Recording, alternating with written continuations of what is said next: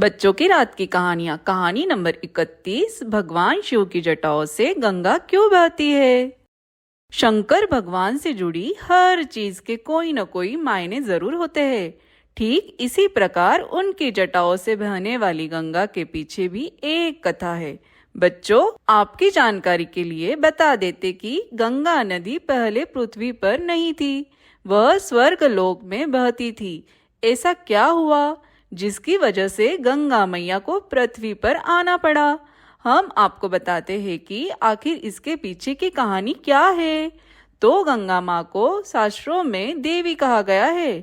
भागीरथ नाम के एक प्रतापी राजा थे और वो चाहते थे कि उनके पूर्वजों को जीवन मरण के दोष से मुक्त कर दे, और इसके लिए माँ गंगा को धरती पर आना होगा। उन्होंने अपनी इच्छा को पूरा करने के लिए माँ गंगा की तपस्या की और वो उनकी तपस्या से प्रसन्न भी हो गई थी। लेकिन उन्होंने बताया कि यदि वो स्वर्ग से पृथ्वी पर आएगी तो पृथ्वी उनके प्रवाह को बर्दाश्त नहीं कर पाएगी। यह बात सुनकर भागीरथ विचार में पड़ गए कि माँ गंगा को धरती पर लाना कैसे संभव होगा।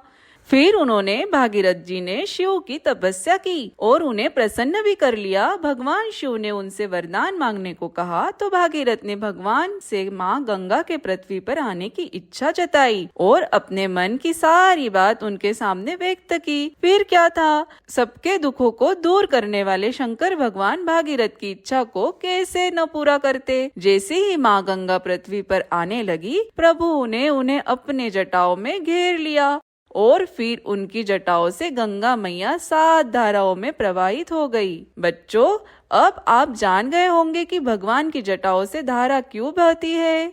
चलो बच्चों, कल फिर मिलेंगे एक नए कहानी के साथ। Good night.